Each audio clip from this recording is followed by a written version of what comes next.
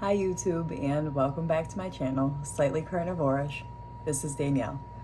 I just kind of wanted to do a end of the month update on my weight loss challenge, and coming up on month 6 of a carnivore way of eating, and I kind of want to touch base on both, and just kind of update a couple things. As you could see, I was in the hospital this past week with stomach issues again.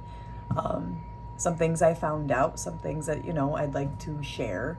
But I want to get that out of the way first. And no, I'm all right. Everything is fine. Again, I think it's just stomach issues that we'll go with not from what I was eating so much, but maybe genetic issues. A couple people have told me a couple different opinions on it.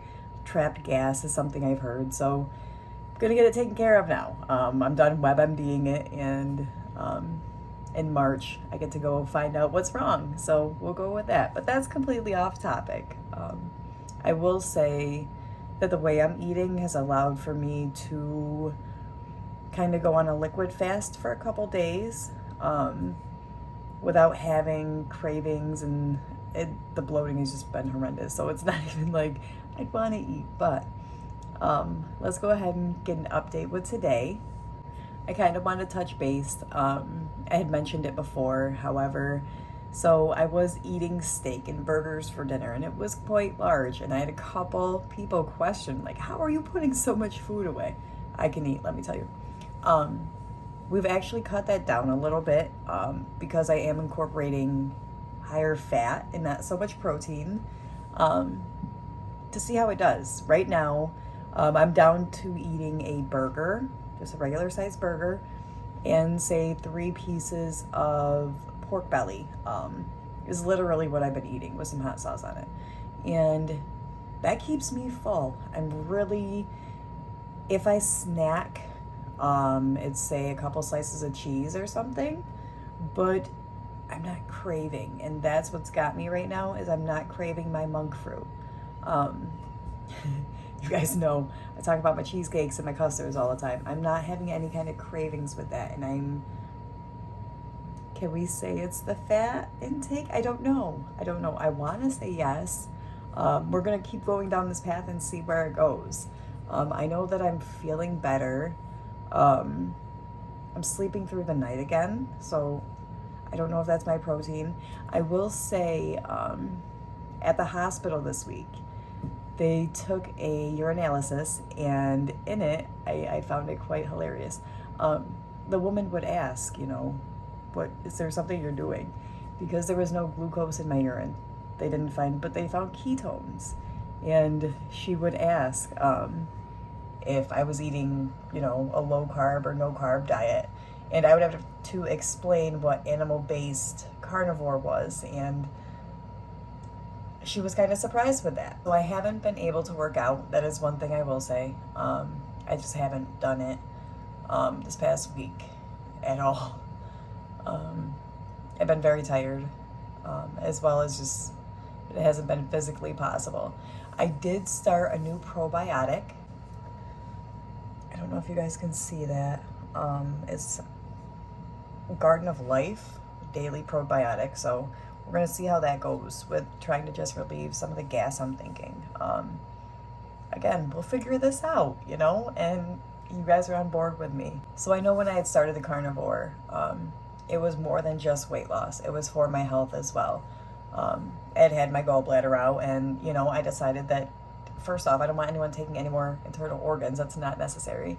And secondly, the discomfort and pain that I was feeling at such a young age just didn't seem right. So it was like, it's time to fix some things. So it's being able to go to the doctors, and when they tell me that I need to keep a food log, I can explain to them that I eat the same thing every day, and the variation of, but that ingredient list that they're asking for isn't extensive.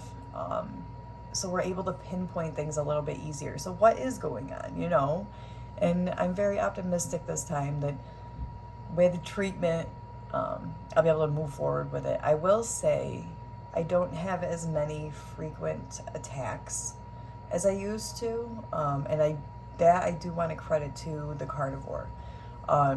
Just having the meat and cheese and keeping everything really basic. Again, it's figuring out what the human body is doing. Are we doing the right thing?